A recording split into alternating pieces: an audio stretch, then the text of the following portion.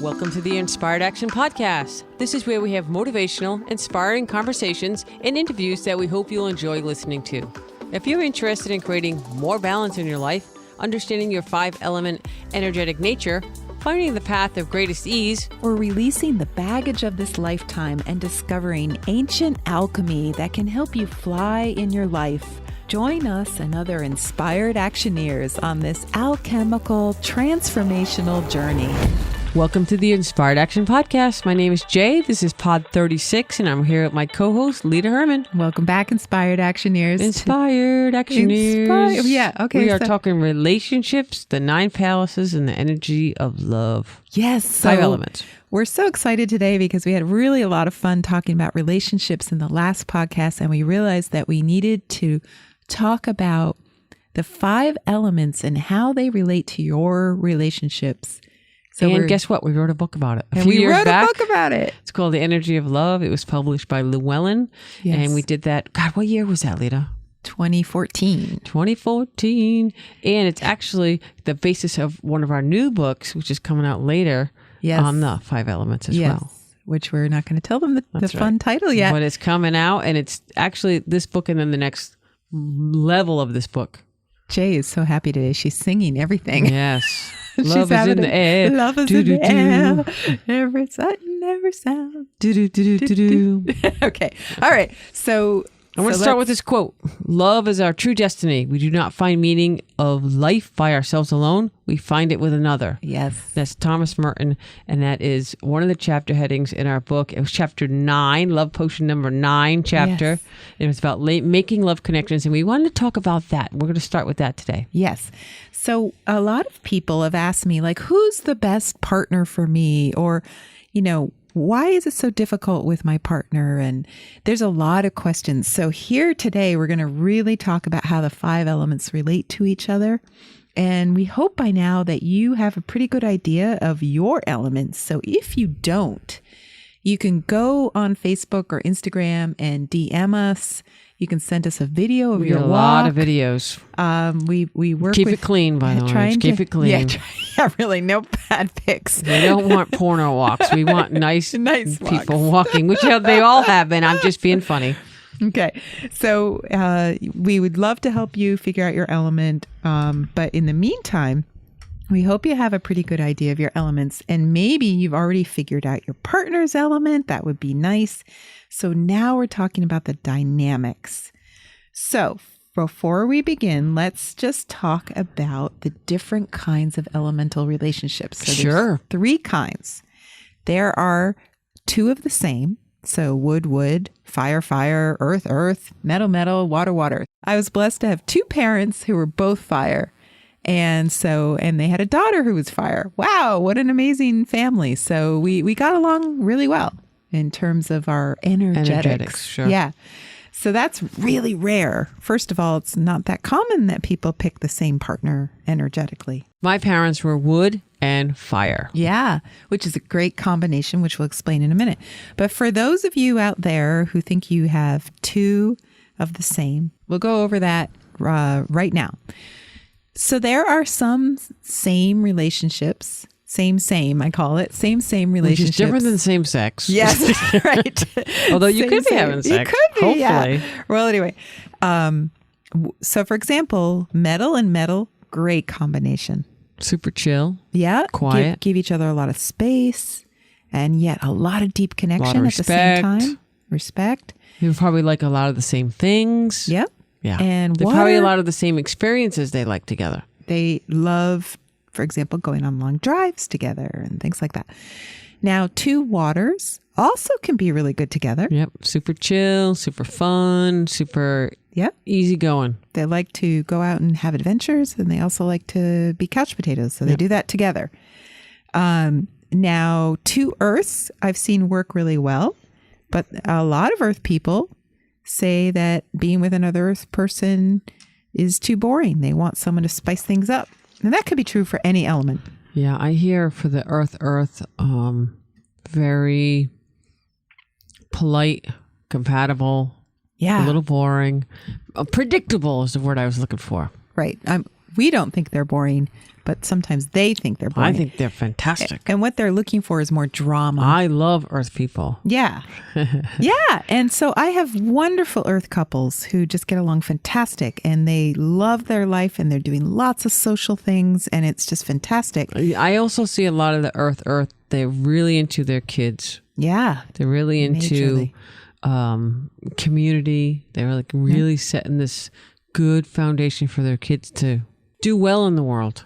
Yes. Fire is a great relationship. They do a lot of social things together, and they're very sexual. So their sexual relationship can last a very long you're time. About your parents. Oh, I know. That they had sex once. Yeah, just to have me, right? That's right. That's it. But they do have a lot of fun together. And I think fire and fire, if they're mature, they do really well together. I mean, I do think sometimes fires can sometimes be a little immature. They may even cheat on each other, if the sex isn't really fulfilling for them, if they're really immature. So most of the time, I think, fire is a great combination. But can they be too much fire for each other? Like too many parties, too many social activities, like fire burnout? I don't see that much, but I think it could happen. We're going to talk about in a little while how sometimes a fire person will try to be with someone who's going to control their out of control nature, and that would be a water person. But let's do that later. Okay. But if they feel like they're I think social, fire would be very good. If you want to have friends that are fire, there's always going to parties and events and social activities. So that's a really good couple to hang out with. They're a lot of fun. Now, the last one is wood. And so wood is definitely a more rare combination. Yeah, we don't see that too often. So you know how in the Army there are ranks? And it works really well because everyone agrees. That doesn't sound good for a marriage. Right. Or a relationship. Well, if you're wood. You're in the Army now. Put a ring on it. There you go. Well, honestly. I'm sure that's not the lyrics to the Beyonce song. Put a ring on it. You're in the Army. Get in line. Poor Jay-Z. Who's water. Right. And earth controls water. We're going to talk about that in a bit. Okay. But anyway, so if you're both wood, there could be a lot of conflict. One of you you have to decide what the ranking is, because the wood likes to be in charge. And so if then you have two woods. If you have two woods, you have to agree. Yeah. Who's going to be in charge? And since you're the same, you don't naturally have one person who's more in charge than the other. They can be a very powerful couple, wood. Volatile. Mm-hmm. That would be a good word. Yes, to explain them. And they could get a lot of things done. Yeah. I mean, it's not that any of these combinations are good or bad. It's just that when you're looking at the energetics, the best way this would work for a wood couple is one of you holds the vision and the other executes the vision. Right. And that would be a fantastic combination. So, you can think about that. Now, the next category of relationships are called the nourishing cycle relationships, or you can think of them as one element feeds another element. I like to say these are the easy peasy ones. Yeah. And they flow. They're compatible. They're naturally compatible. Wood people enjoy the company of fire people. So we have a little chart here and it says wood fuels fire. Yeah, and fire people enjoy the company of earth people and vice versa. So fire warms earth? Yeah, so they like each other. Earth people and metal people get along great. So here we have earth produces metal. So from the minerals from the earth? Yes. Nice. And then metal and water get along great. So metal contains water. Yes. Nice. And then water nourishes, right? Or feeds wood. So they get along great. So these are wonderful relationships. These are your easy love relationships. Until dun dun dun. Well, we have to sometimes look at a little bit of problems that can arise. Challenges. These are minor challenges, but they can become major. And this is how you need to think about it. If you're in one of these relationships, one of you has more of the parental role. and one of you has more like a child role. So the nourishing is wood, fire, fire, earth, earth, metal, metal, water, water, wood. Yes. And with all of these relationships, I think if you bring some consciousness to this dynamic, you don't need to have an issue with it. It doesn't need to be challenging. If you're unconscious about it, it can become challenging. Yeah, and I think that a lot of these, you could just course correct it. Yes. It could be a temporary situation, right. And then you kind of get back on track. Right. So it can go two ways. One is when the parent who naturally is giving to the child all the time becomes sick or is having difficulties, the child in the relationship, meaning the element that's the child element, starts to freak out. They totally freak out, like just oddly, like it doesn't make sense. So we wrote in the book, you have sudden illness, loss of a job, something as a drama of getting a speeding ticket on your way home. Mm-hmm. You know, they get, their energy has just been dissipated. They don't have anything to give. You're struggling. Then your partner comes around and what? Well, they're used to being given to. And so the fact that you're struggling and now they're not getting what they normally get, they freak out. So if you both understand that this is the dynamic and if it keeps repeating itself, then you can work on it. You need to understand that as the child element, you need to learn how to give back. Yeah. And maybe you go to a girlfriend, like a friend or a relative with that. Normally you would go for that sympathetic ear or something. And you try to go with your partner and they're just not capable. Right. Because they're not doing well. Energetically. Right.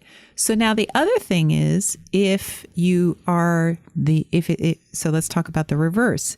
If the child is taking, they can drain the parent.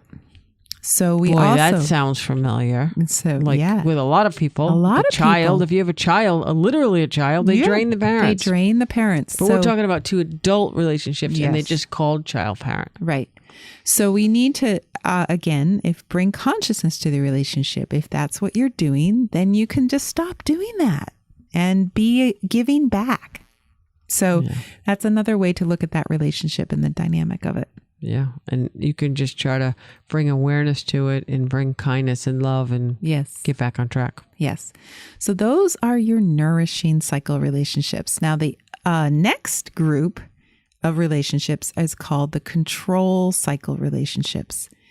And you can imagine that these are a little bit more difficult. Challenging for most people. However, guess what? They're really popular. Yeah, these are the opposite attract relationships. Yes. You know that old saying, opposites attract? This is it right here. Yes. Yeah. So guess what? They're spicy. They're hot. People are attracted to the opposites. If you think your life is boring and you want to add some spice to it, you're going to go to someone who's the opposite. Totally. So you're just like, wow, that person's so exciting. That person just thrills me. You get to hang out with them and they go to different restaurants and they go to different clubs. They have a different circle of friends. It's very... exciting. Very alluring in the early days. But then once you get together, you might have some challenges. Yeah. And the challenges are this. The controller is going to naturally, energetically, subconsciously control your energy.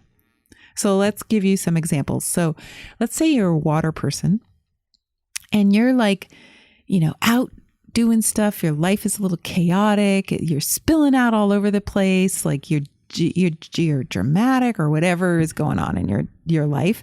And this earth person comes along and they contain you. They start putting earth boundaries around you. And so that's their nature. They want to kind of make it more regulated, less spontaneous, less out of control in their mind. They think, wow, this is out of control. Let's just make it a little bit more safe. Well, in the book we wrote, Earth dams up water. Yes. Yeah.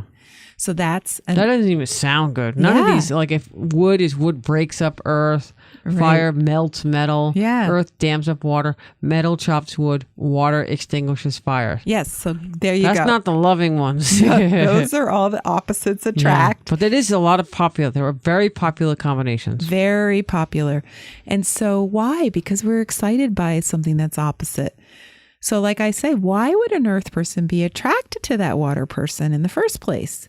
It's because the earth person is a little bored, and boy, it's really exciting to go with someone who's very adventurous and dramatic, and they love to do lots of things, and they're very spontaneous. And so the earth person's life gets all, jazzed up by being in the presence of this water person. Experiences too. They could be doing some experiences that are fun.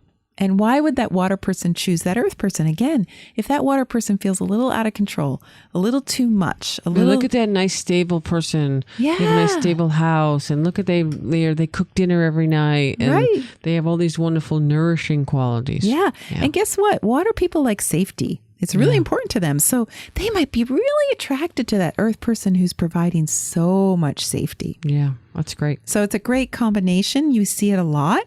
And yet you can imagine there's some difficulties. Now let's go look at a couple others. So water and fire.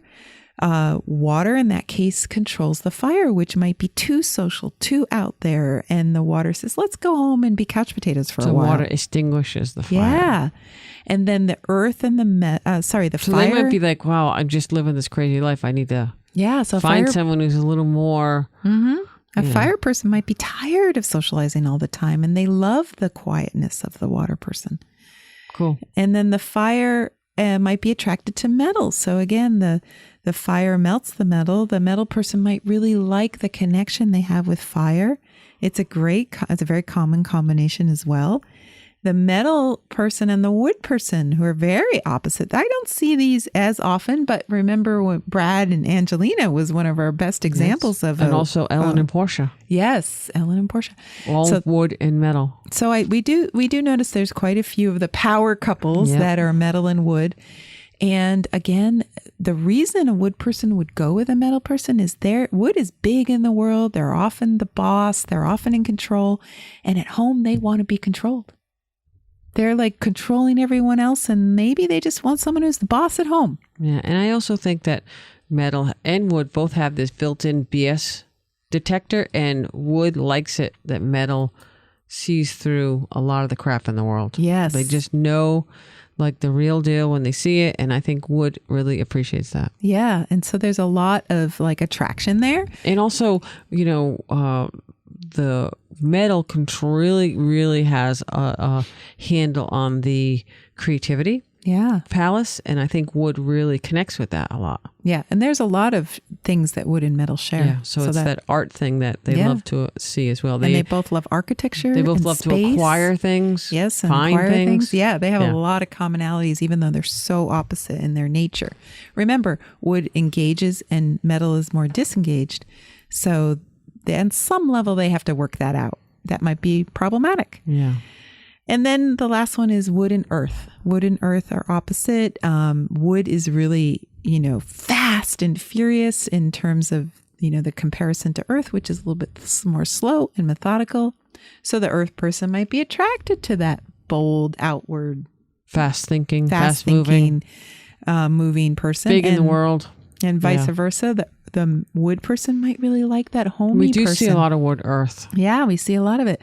So again, so all of these things might be very appealing. And I always say that wood earth, they can get a lot of bleep done. Yeah, they can. Wood delegates and earth does, as long as everything is, on a good equal balance and alignment. It's a very good power couple to get stuff done. Yeah.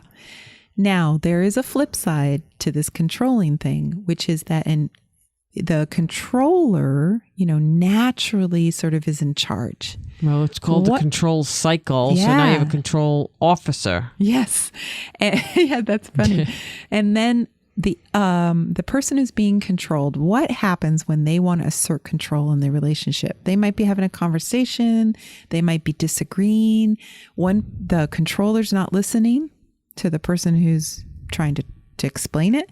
And the only way they can kind of take back control is called the insulting cycle. And that doesn't even sound good. No. We know where that's going. Yeah. It's not pretty. So the only way they can kind of get that person's attention and get through to them is to literally insult them. Yeah. And this happens a lot. And this is not a good dynamic. And it's what can develop naturally without anyone realizing it. It can develop in any of these control So you can kind of see it relationships. if you hang out with people and they're bickering all the time. Bickering. They don't even see it. And you're like, nah, I don't even want to be around them because they just bicker over every little thing. Go left or right. What are you going to eat? What are you going to drink? It's just, you can really see it.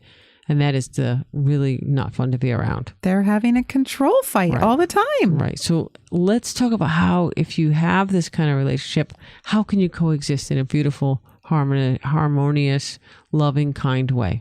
Well, I believe in any of these relationships, once you understand the energetic dynamics and accept the fact that this is natural, this is life's energy working in your relationship. Once you bring consciousness to that, and this is no longer subconscious, the insulting cycle is a perfect example. Once you bring consciousness to that, you go, oh, I'm being insulting and mean to the person I love because I'm not getting what I need to explain to them across to them. Yeah. And if the other person realizes that's happening, they can work consciously to be a better communicator. And so these dynamics are present in every relationship. So if you're married to a zebra, don't ask them to become a leopard. Learn to love the stripes. And let me just give you a really basic example. Right? That's right. Yeah, right. they have to learn to love the stripes. Yeah, learn to love the stripes. Why? Yeah. If you want, this is what you have. Don't try to turn them into something they're not. Right. So here's a really basic example because I can just talk from personal experience. I'm fire. So when I'm with a metal person, I naturally fill up the space, the talking space, with my words. I override the potential that the metal person can talk. And it's energetics too. It's words and it's just this powerful energy. Yeah. Just, and that metal person naturally recedes in my presence. Whereas with someone else, they might be very talkative. But because my talking is so insistent and sort of outwardly expressive, they naturally recede backwards. If I am not conscious of that dynamic, I won't even give them the chance to talk. All right. So if you're in a relationship with fire and metal and things are good and you're happy and things are good and they're happy and then something shifts and now this metal person feels like they need to get attention or they need something. They need to be heard. They need to then they'll go into the insulting cycle. Right. And they'll start being, mean, aggressive, whatever. Passive aggressive. Now, what you can do is that fire person needs to understand that they really need to listen and they need to learn how to give space for that metal person to talk. Remember I said metal people like space in a relationship. So I think that's when it's a course correction, yes. Not the end of the world. Right. Course correct it, get back in alignment, find your path again. Yeah. And things can go back to the way that you both really loved it in the beginning. Yeah. So if we go back to that earth and water couple, the earth person controls the water. So the earth person needs to listen that the water person isn't doing enough interesting, exciting things anymore. They've started just being home buddies together. Yeah. And now it's gotten boring for the water person. Maybe the water person needs to go out and do more things, maybe without their partner. Yep. Because they need that stimulation and the earth person is trying to hold them back. That would be an example. Yeah, so there's lots definitely. of these examples, but I just wanted to give you a few. Yeah, that's fantastic. Yeah. So that's it. So for homework we mentioned last time. If you choose to accept it for this week, I would say understand where you are. Yes. And understand your partner and see and kind of map out how it fits on the cycle. You can get the book. We're going to send it to you for free. If you do a couple of little social interaction things, you can get it for free, or you can go buy it on Amazon. We don't mind. But also, if you then look at your partner and see how the interaction flows. Yes. Is it nourishing? Is it controlling? Are you stuck in a cycle right now? And also, if you're looking for that perfect partner, try to keep that in mind, how the energetics you would like. Yes. And then just have a conversation together, an authentic conversation about the things that you've been subconsciously doing. And again, don't try to kitchen sink it and do 25 different things that's bothering you, or then they start on things that are bothering them. Pick one or two things that are really important to you. That's a good point. And not the giant ones at first. Start with the small. Take baby steps. Be kind to each other. Be open-hearted. You're in a relationship. Relationships take work. Yes. Especially if you're in a more challenging, energetic one. Yes. And and check out the book where, as we said in the beginning, if you would like to have a copy sent to you. Free. We're going to pick up even the shipping anywhere in the world, I'm saying. We're offering to send it for free. Just DM us or send us an email at questions@inspiredactionpodcast.com and let us know if you did some social sharing. We just want you to tell people. Yeah, tell your friends, about it. tell your family. Yeah. We want to get the word out, and we're having such a good response from all over the world. So we want to keep that momentum going. Yes. So if you don't want to do that, that's cool too. You can go to iTunes, do a rate, and do a review, and tell us why you like the podcast. DM us, tell us what you did, and we will send you a book, The Energy of Love, for free. And if you have a question, you can ask us a question, and if it's a really good question and we want to use it on the show, we'll send you a t-shirt at the same time. So you can get your t-shirt, you can get your book. Yes. We're in a really giving mood today. Yeah. And so it's the whole month of February. Yes. And, February, Valentine's Day, relationship month. So here we go. Yeah. We want to help you get into that really beautiful relationship space. Yeah. So this is the 9 palaces. This is relationship connected in with the 5 elements, the energetic energy. Yes. All right. So let's talk soon. Yes. Bye. Bye. You've been listening to the Inspired Action Podcast, and you've reached the end. Woohoo! Why not celebrate a little bit and click that subscribe button right there. We love having you with us on this journey, and we want it to continue. You can also rate and review this podcast. And if you have already, thank you so much. We read all reviews, and your reviews help other people find this podcast as well. You can also be a part of this podcast yourself by submitting a voice recording message and emailing it to us at lita@inspiredactionpodcast.com or jay@inspiredactionpodcast.com. And if you want, you can join our Facebook group or follow us on Instagram. Join us next week for another Inspired Action conversation. And thank you for listening. Thanks for listening, and remember to hug the dog.